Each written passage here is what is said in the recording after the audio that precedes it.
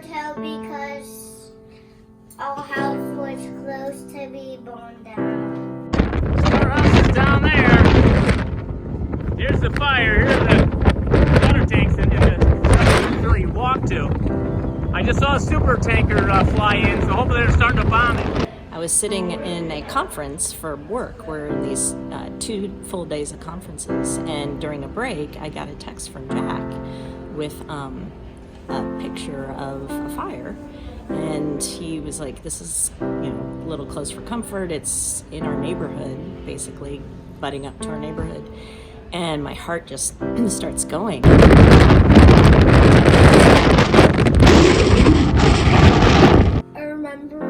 My friends were playing inside, and his sister was like, "Oh, there's a big fire and it's closer than the other one."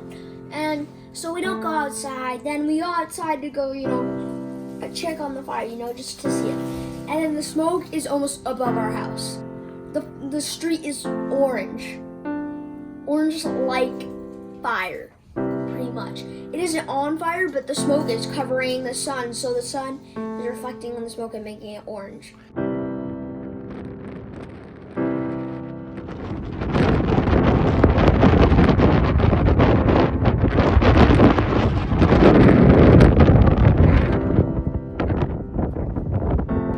So as Dashiell and I were coming home from the bank, I saw some smoke in there near our neighborhood, and I thought about going toward the smoke and seeing exactly what was going on, but I had a weird feeling about it, so I went home instead.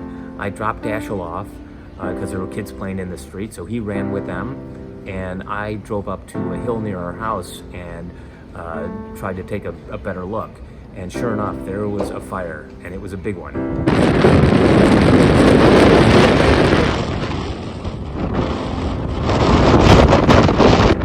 I probably got there, maybe 5 or 10 minutes after it started, and I saw where it was going. The winds were blowing really hard, and they were blowing in the direction of our house.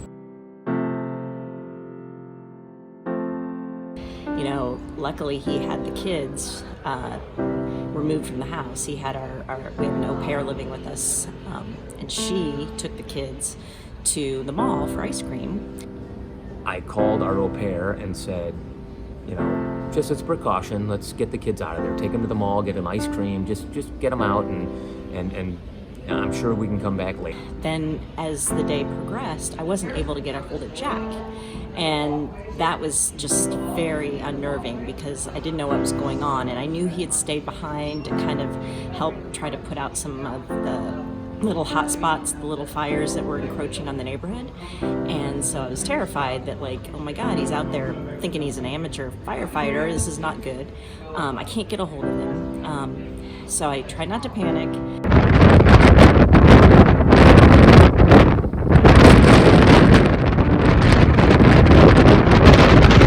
The fire just kept coming closer and closer, and when I saw it was a ridge away, that's when I left the hill I was on. So I came down the hill and started telling people in the houses that were directly in the way to get out of there. And there was a woman who was leaving her house. I said, "Turn on your sprinklers." And she didn't know how, so I went in her garage and turned on all her sprinklers. By the time I came out, in just those, maybe 2 minutes, half the hillside was on fire.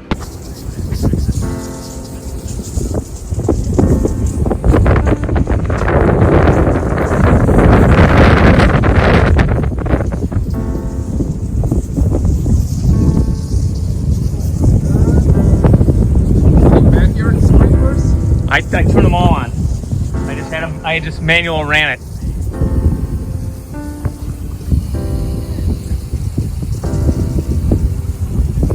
Anything will help. And I watched the hillside burn closer and closer to the house. And as it did, I jumped in her backyard. I put some hoses together and started spraying down the area by her house, and then the spot fires that came that were right on the edge of her property.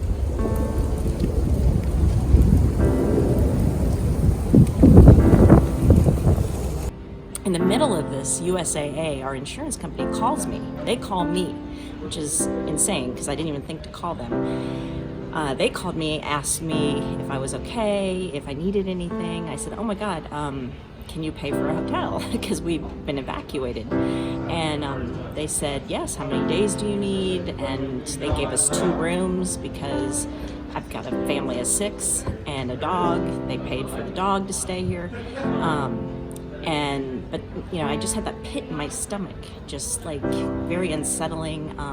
Couldn't get hold of my husband. That was what was scaring me the most. I knew the kids were on the way, but until the kids got here, I was very unnerved. And then until I talked to my husband, Jack, it was very just like that like you want to just throw up. You're just so nervous.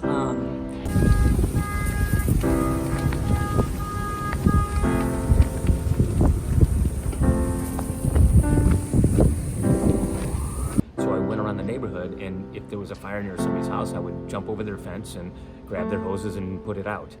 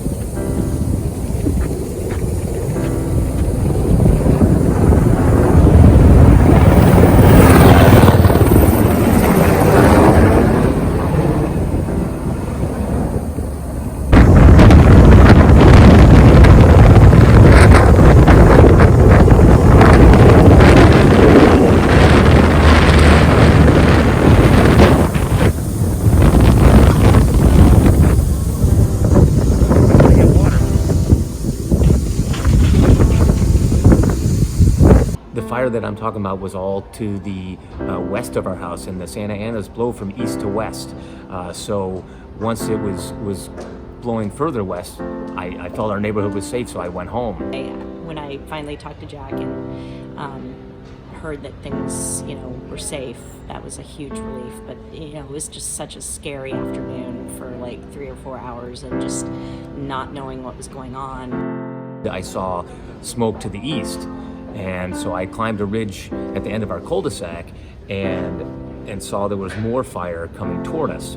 So I jumped in our neighbor's backyard and started hosing down their side yard, because if the fire came to the edge of their house, that was all going to catch fire. So I soaked it down as much as I could for about 15 or 20 minutes.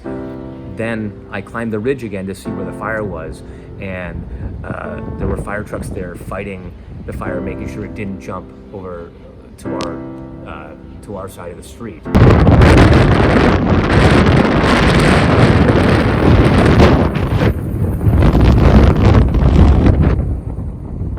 He's going to get water. They put out some spot fires, and then they left to go put out more fires in other places. Well, as I was maybe 5 or 10 minutes later, those fires that they put out reignited.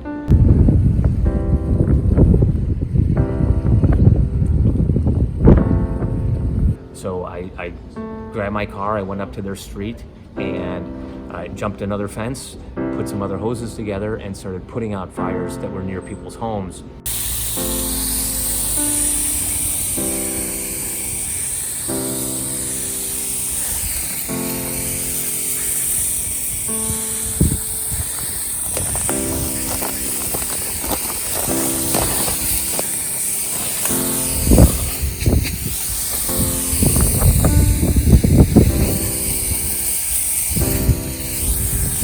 Then there was another fire that was burning some green area that was really steadily burning, and it had a real possibility, particularly because of the winds, of jumping the street and hitting a whole nother ridge. So I was very lucky because the regular timers of the sprinklers started going off.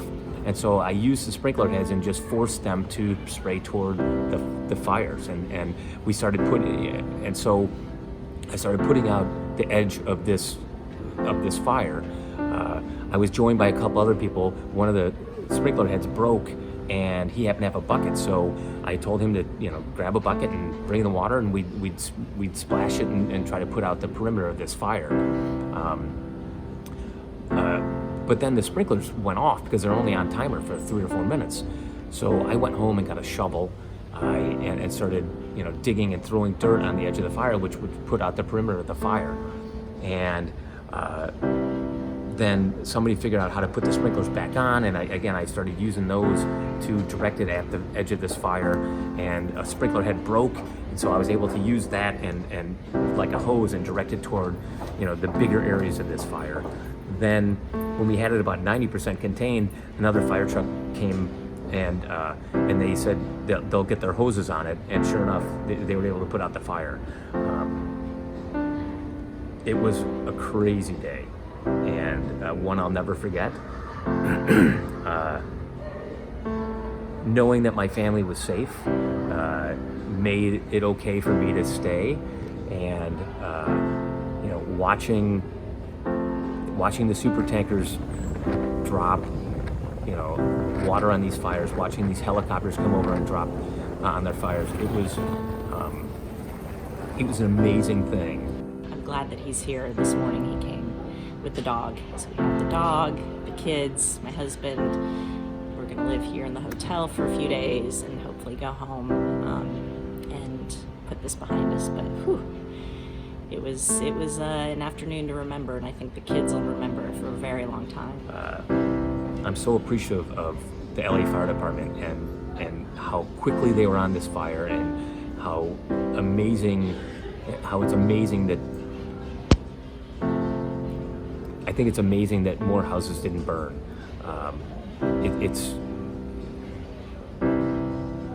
It's just a tribute to, our neighborhood standing as it is a tribute to what amazing work these firefighters do. I can't thank them enough. Why are we here? Why are we here, guys? Because we evacuated. Why? Because the fire was getting closer and closer and closer and closer.